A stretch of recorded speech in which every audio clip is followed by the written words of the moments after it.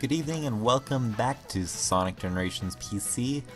We're almost done with the story of Sonic Generations. We just have to get rid of some of the bosses now.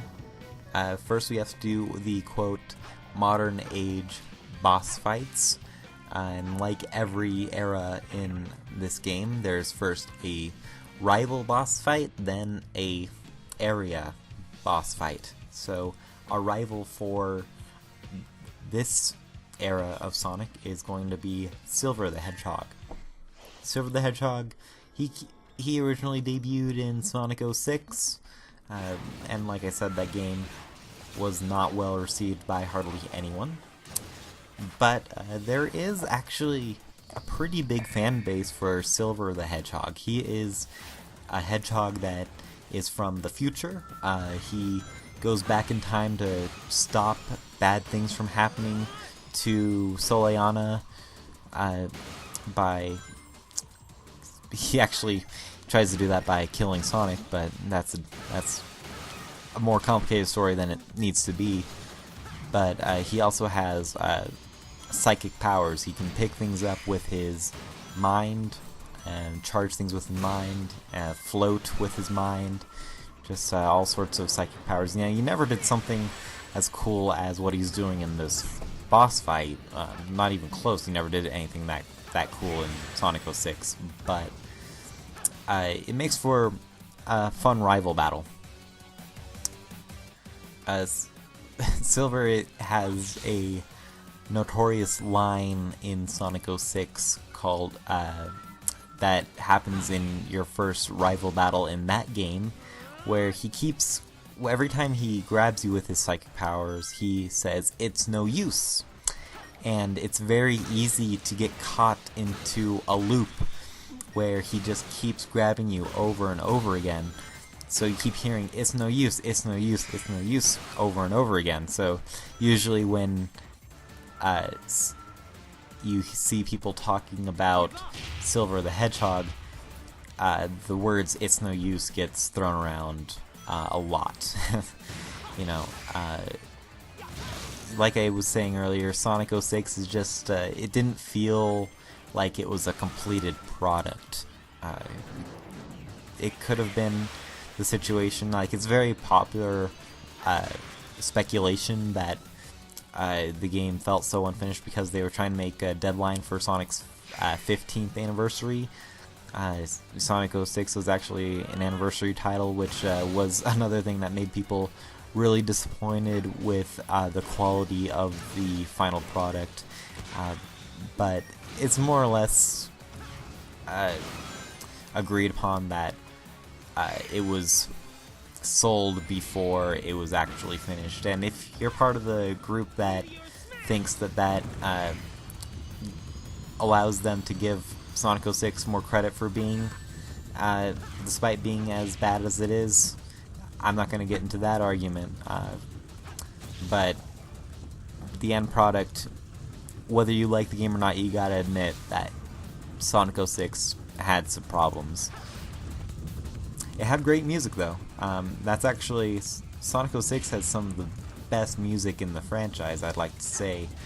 Especially the vocal tracks. You had Zebrahead's This World, His World, which is one of my favorite things to just listen to while I'm doing various web browsing or chores or whatever. It's on my iPod. Actually, a lot of Sonic 06's soundtrack is on my iPod. I gotta give that game some credit where credit is due. So that's Silver the Hedgehog's boss fight.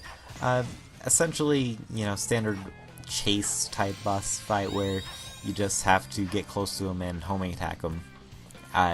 There's really not an easier way to describe that fight. Yeah, I mean, because you really don't have to put too much thought into how you dodge his attacks. It's all very, most of his moves are very choreographed, and it's very easy to get out of the way of a lot of his attacks. So, fairly plain boss fight, but it looked cool, especially that last move he did where he had the giant ball of wreckage chasing after you. So now that we have all of the keys for the boss gate, we can go to this era's more proper boss fight, and that is the Egg Dragoon. Egg Dragoon originally made its debut in Sonic Unleashed, and I gotta be honest, I never got that far in Sonic Unleashed. I disliked the Sonic the Hedgehog levels so much that I never actually completed the storyline.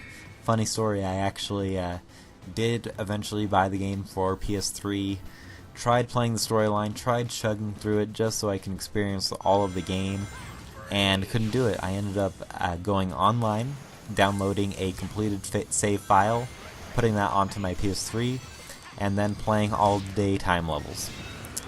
And that's it. I didn't play Egg Dragoon, I didn't play any of the Sonic the Hedgehog levels. I just played the modern levels because, you know, the first few levels in Sonic Unleashed that are Hedgehog levels wasn't impressed with. I couldn't get myself to go through that much Hedgehog. And what's kind of disappointing about that is there's most of the unlockables you get from Sonic Unleashed, like, you know, you can get custom moves and all this stuff. Most of that goes towards the Hedgehog gameplay, more so than the modern or boost type gameplay. So they really did want you to spend more time with the Hedgehog levels, but I just couldn't find myself liking those.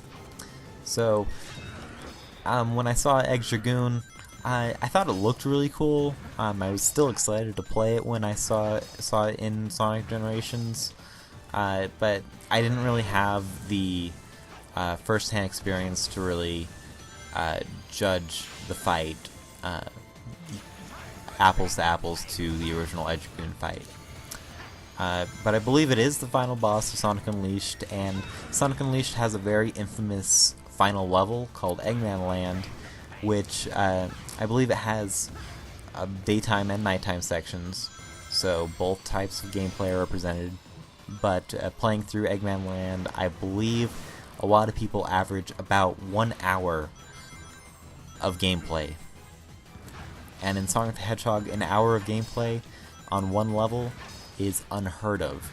That's just goes against the fast pace of Sonic, and it would probably have an even worse sense of, you know, testing your endurance than, like I said, in the Planet Wisp part. You know, it just would really overstay its welcome. And imagine if you got a game over at some point in Eggman Land and had to do the entire level over and over again. I hope you're going in there with plenty of lives so you don't have to deal with game overs and losing your checkpoints. So, you know, essentially this boss fight, it's actually really fun. It's you're constantly chasing them like a lot of the fights in this game, but it does a good job of splitting up the action into very different parts. There's about, I think, 4, maybe even 5 different ways to hit him, and he changes up which strategy he uses fairly often, and when he changes the strategy he uses, actually the way you hit him changes altogether. So it definitely is a boss fight that's very good at keeping your attention. It doesn't feel like it's overstaying its welcome by any means, and I always really like this boss fight. I'll go back and play the Egg Dragoon boss fight for Sonic Generations over and over again.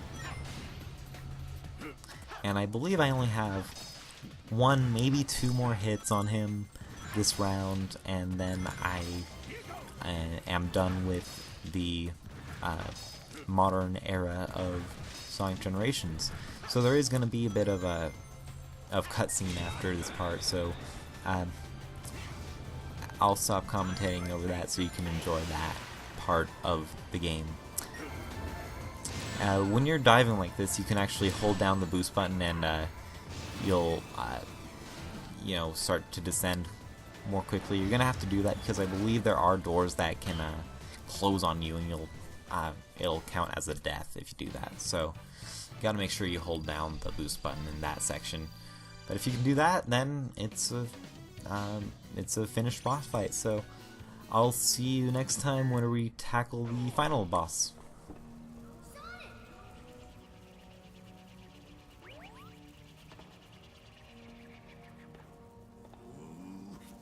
I can't believe this. I was supposed to beat you this time. I'm sorry. I didn't get that memo. I beat you every time. No, seriously. We beat this guy every time. It's like it's our job or something. What's Eggman even doing here? I thought you said he'd been kidnapped by that big weird thing that sent us all to this place.